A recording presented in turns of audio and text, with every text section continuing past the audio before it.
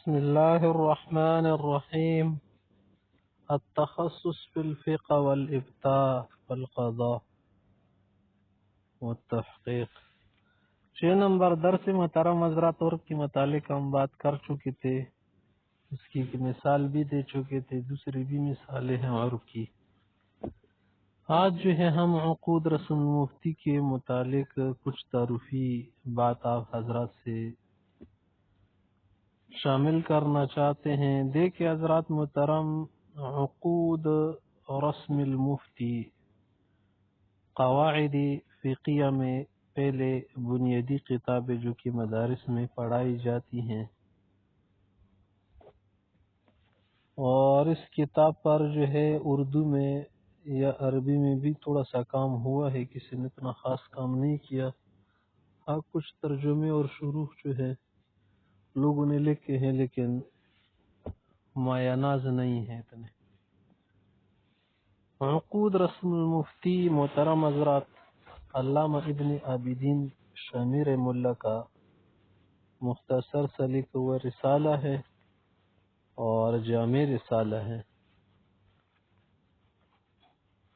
اس کا جو اپنا نام ہے نا مصنف کا، وہ ہے محمد امین. والد صاحب کا جو نام تھا عمر، محمد امین بن عمر، اور دادا کا نام تھا عبدالعزیز. اور یہ لوگ جو تھے نا عابدین سے مشہور تھے. عابدین اردو میں یا عربی میں جو ہے کبھی کبھی منصوب کی شکل میں ہم پڑھتے ہیں، عابدون نہیں کہتے، عابدین بس کہتے ہیں. عابدین عابد کی جمع عابد، زاہد، پرہیزگار، عبادت گزار، صالح شخص کو کہتے ہیں. کچھ حضرات کا کہنا یہی ہے کہ یہ خاندان جو تھا بہت صالح عبادت گزار خاندان تھا، تو لوگوں نے ان کا نام عابدین رکھا، جسے کوئی کسی کو صالحین کہنا شروع کر دے، یا یہ جو ہے ان کا ایک خاندانی نام ہے، کسی بھی وجہ سے یہ نام ان کا ایسا ہو چکا ہے. حضرت شامی صاحب رحم اللہ جو تھے نا شام کے علاقے کی تھی، اس لیے اس کو شامی کہتے ہیں، اور دمشق مشہور شہر میں پیدا ہوئے تھے، وہی کے رہنے والے تھے. پیدائش جو ہے نا آپ صاحب کی تقریباً 1198 ہجری کو ہوئی تھی، اور وفات 1252 ہجری کو ہوئی تھی.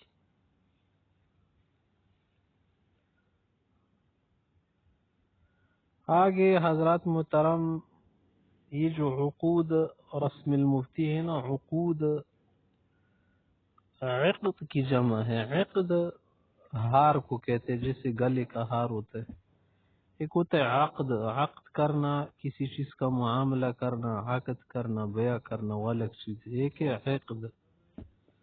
عقد کسے کہتے ہیں؟ ہار کو کہتے ہیں، اس کی جمع ہے عقود، ہار ہے، نیکلیس.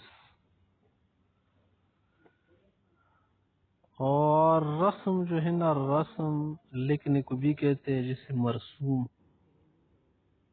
مرسام، رسام، نقشہ نگار، کچھ لکھنے والا. رسم اردو میں بھی آپ جانتے ہیں، رسم و رواج، مراسم، رسوم عربی اردو میں استعمال ہوتا ہے.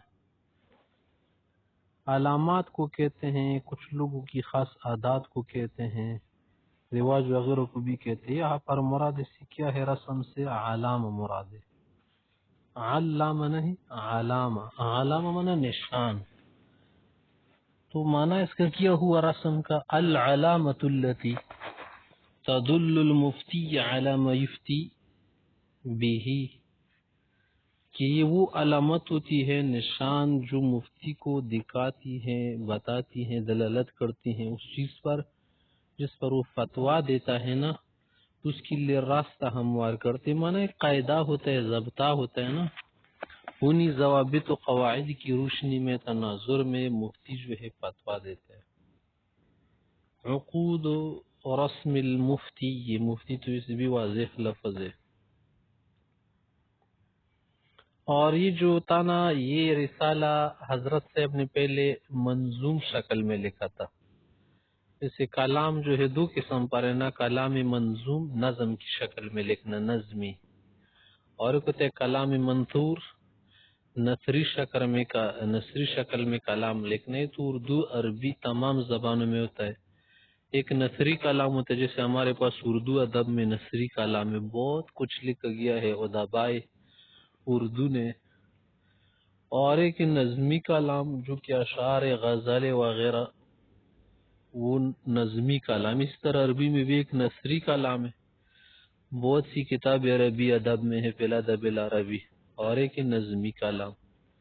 نظم کی صورت میں اس لیے بات کہتے ہیں کچھ لوگ کہ ان کو اس میں زیادہ شوق ہوتا ہے اور سہولت ہوتی ہے، اور نظم کی صورت میں بات جو مختصر ہوتی ہے اور منضبط ہوتی ہے، یاد کرنے کے لیے نظم پہ اچھا ہوتا ہے. اور کچھ لوگوں کے جو ہے نا نثری شکل میں تفصیل سے لکھنے میں آسانی ہوتی ہے، اور بات بھی جو ہے آسانی سے سمجھا سکتے ہیں اور سمجھتے لوگ. طویل انداز میں ہوتے ہیں نا، خوبصورت انداز میں. نظم میں تو بہت جو ہے خیال رکھ کے جو ہے بات کی جاتی ہیں. تو پہلے حضرت صاحب نے رسالہ نظم کی شکل میں لکھا تھا، اس کو کہتے عربی میں المنظومہ.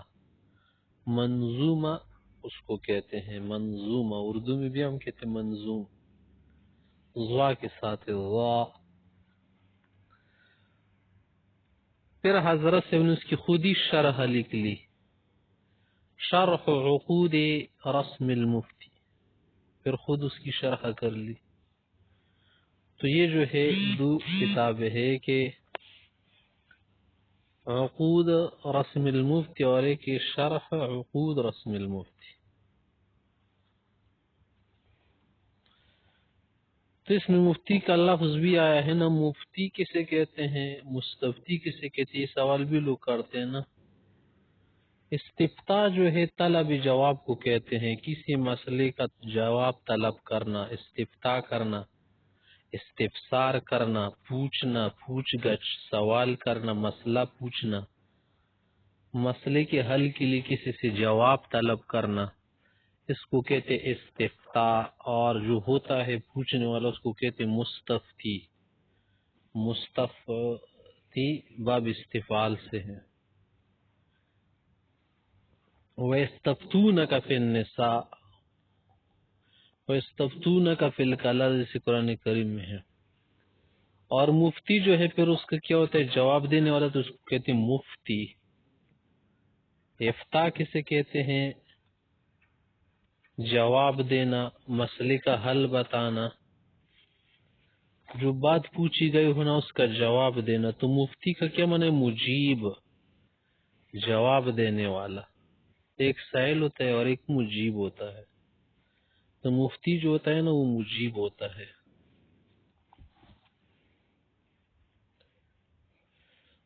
اور قرآن کریم میں لفظ بھی استعمال ہے کہ اللہ یفتیکم، اللہ یفتیکم، کہ اللہ تم اس کا ہی جواب دیتے ہیں اور حل بتاتے ہیں.